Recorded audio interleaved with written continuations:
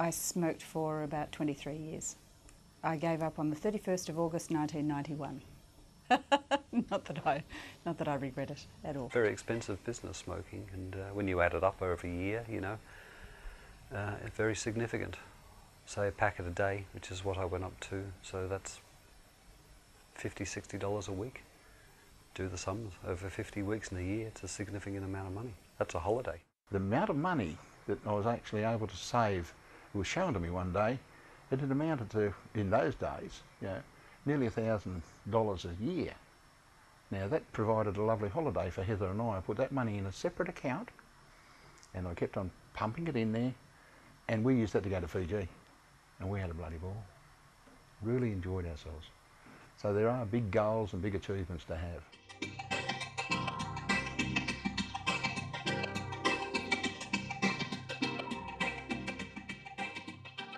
I went to a party and smoked all night until 2 o'clock in the morning, until it was like one of those kids that get made to smoke a packet by their parents when they're caught smoking. So I did that, smoked all night, and then went home, woke up with a hangover and decided I was never going to smoke again. So not that I would recommend that as the way to give up smoking, but that's what I did. The benefit is, you know, I used to go out into a bar filled with smoke and come home and not smell it on yourself, but then the next day pick up your clothes and they, you know, have that strong smell of the nicotine in them, and you know, thinking, oh, that's how I smelled, and you don't realise it at the time. So I think you do, you know, you smell better, you feel better, your skin, your fingers, your teeth, they all, you know, look and feel better.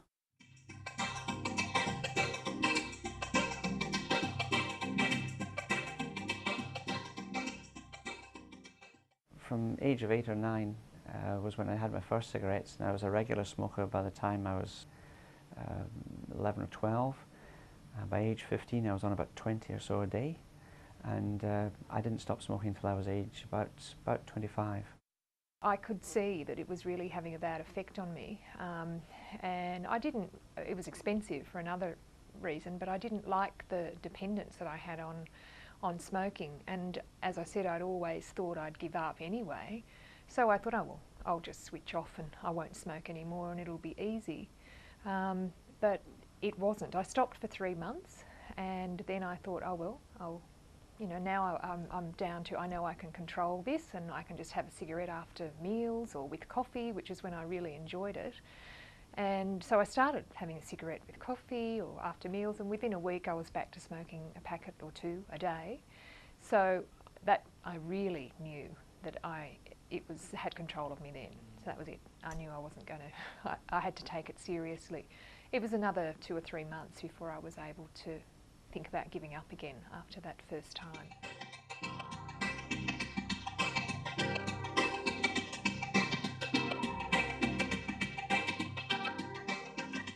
Initially, once I stopped smoking, to try and keep away from it, what I did was embark on an exercise regime, and then I found that I enjoyed all the benefits of exercise, and that extended to the outdoor environment, the outdoor way of life. I love climbing mountains, I love standing on top of mountains, I enjoy running marathons, I've been on international expeditions, I've been to the North Pole and to the South Pole, done many things and really enjoyed being able to do that, and that would have been unthinkable with the limiting ability that I had whilst I smoked, let alone the fact that I was getting day by day, slowly, in less and less health. It was difficult at first till I latched onto what I believe is the key to stopping smoking, and I believe the key to stopping smoking is essentially, this is a very simple thing, and that is that you have to deeply, deeply want to stop smoking.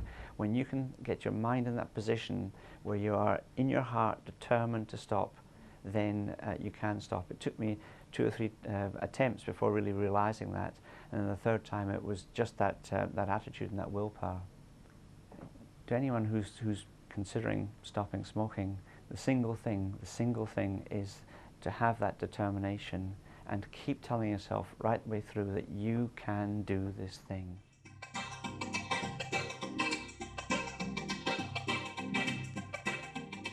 I started to eat fruit, strawberries, which I still have. I mean, I can eat a town on my own. Had planted on my own. I just love them. And honeydew, and that was lovely. So every time I had a craving for smoke, I used to tell myself, no, we can do this, we can do this. You don't need a smoke, you don't need a cigarette to look cool and all that sort of thing. So I always used to carry my little bag with my strawberries, because sometimes I couldn't find strawberries and sometimes I couldn't find honeydew. So I used to go for walks around the building and drink lots of water too. Sometimes even cry because I thought, I'm not going to make this, I'm not going to make this. So that was the time when I used to ring a friend who used to be a former smoker. And she would say 4 words, and then, you can do this, you can do this. If you put your mind to it, you can do it. And then she would remind me about the smelling clothes and, you know, that sort of thing. And you don't want to get too old too soon, that sort of thing. So that helped. My son, he wouldn't get a cold and get over it the way other children did. He'd get a cold and he'd get bronchitis or pleurisy or some other dreadful infection. The fact that he was hospitalised a few times through this. And I took him to the doctors yet again for more treatment for bronchitis. And I said to the doctor, why is he always sick? What's going on? And he just said to me, well, Anne, he said, he's living in an environment full of smoke. He said, what do you expect? So I thought, I'm causing my son to be sick. I can't do this. I had made attempts in the past to quit with using acupuncture and hypnosis and that sort of thing. There was never a strong enough reason for me to quit. But then there was. So, and I think that's important for everybody. You've got to find something that will tug at you to make you want to quit. It's wonderful having all these programs we've got now, but you've got to want to do it for yourself.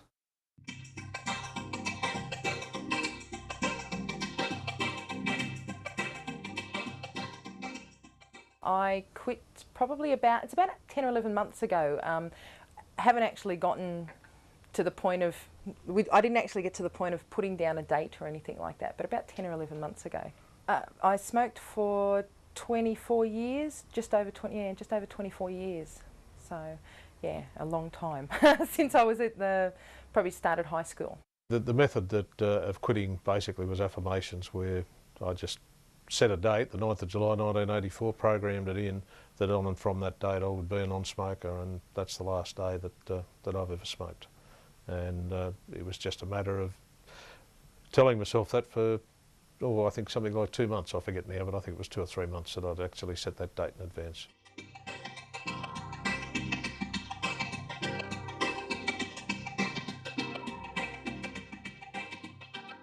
Yeah, distract yourself, not think about it, reinforce, you know, in your head reinforce, why am I giving up smoking? It's revolting, you smell horrible, I'm killing myself with these, I don't want lung cancer, I don't want to look like a shriveled up old prune when I'm 50, you know, go through all those things in your head.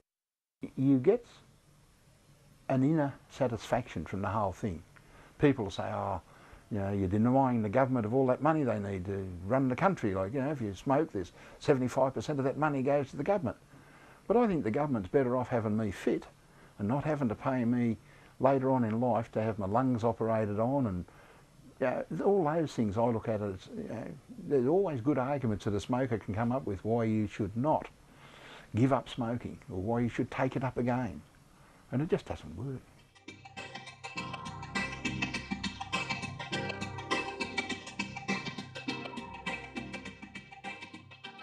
Not smoking, to me, became something that I could do for myself. It became a positive thing rather than quitting smoking, which was a negative thing. It was something I was taking away from myself. So that subtle mind shift just meant that this was a positive. My life was going to get better.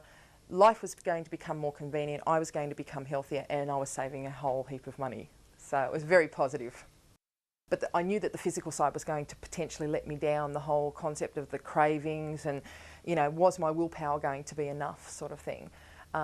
So I talked to a couple of friends, and I'd actually had a friend that had given up about 3 or 4 months beforehand, which was really good. So I had a good talk with him, and he'd tried nicotine patches, and I sort of thought, well, that sounds like a good idea. And I suppose during that time I was also conscious of the fact that I didn't want to make a big song and dance, which he'd done with us. His big thing was, I'm going to give up smoking, aren't I fantastic, and I'm doing this and I'm doing something else. And he'd mapped out this entire plan of how he was going to do it, and it was very, very public. I decided that that was probably not the way for me to go, and the best thing for me was to just quietly and privately make the decision and go about things the way that I wanted to do it.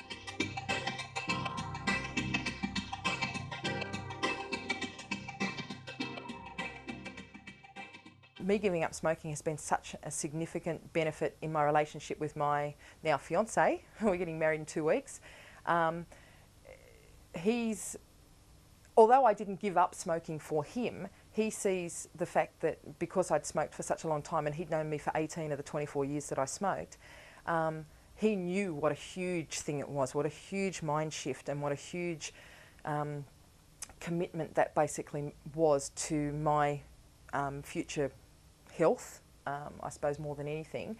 And I don't know, his acceptance of me, or his commitment to me, reflects that. I know it's hard to explain, but we seem to be closer now, so much closer now, because he thinks, you know, and that's great that he thinks I gave up for him. I didn't really, I gave up for me, but yeah, it's really improved our relationship, and there's a really strong level of commitment there.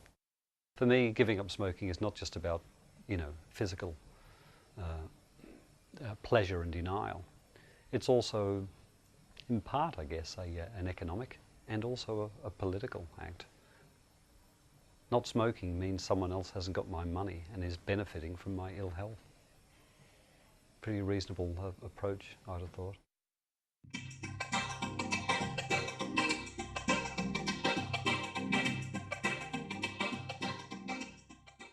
I mean, I've really noticed, because I've got my daughter, just interacting with my daughter and not have to juggle my life around sneaking out to have a smoke. I don't have that guilt on my mind. I don't feel like I'm changing the way I act around her to sneak out and have a smoke, or distracting her attention away to sneak out and have a smoke. So, you know, I can interact with family and not have that bad feeling of going out and needing to have a smoke.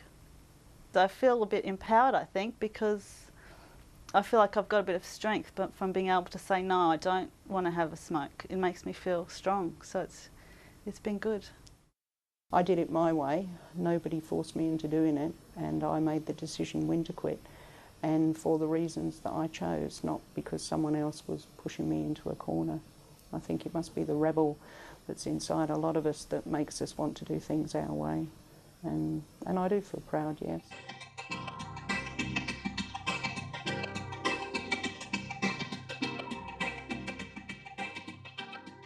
And I said to our doctor, you know, has he got a weakness because of this? And he just looked at me and he says, no. He said, you're his weakness, you and your husband. He said, you know, when you get him into a smoke-free environment, Glenn's going to improve. You know, and what was good was the fact that was, if it was me, if it had been my lungs that were playing up, I most likely wouldn't have bothered. But it was him, my precious child, because we'd had major problems having children. We couldn't have children. So we'd had this wonderful thing of having this child, and then we were doing this, we were making him ill. So, you know, it really was, that was the big trigger. Oh, just seeing somebody die from emphysema, which is an obstructive airways disease. So basically the person, it's like suffocating. So they gradually suffocate, but it doesn't happen quickly. It happens slowly and painfully, and in the end that all they're doing is living on morphine. Very, very excruciating way to die. Very big motivator for giving up smoking. The course that my life has taken would have been unthinkable, health problems, the declining health aside, looking back all these years on from now. And at the time you're not aware of the path that your life is going to take. But don't set yourself up in the wrong way. Get rid of something that you really don't need. It's a good world not being a smoker.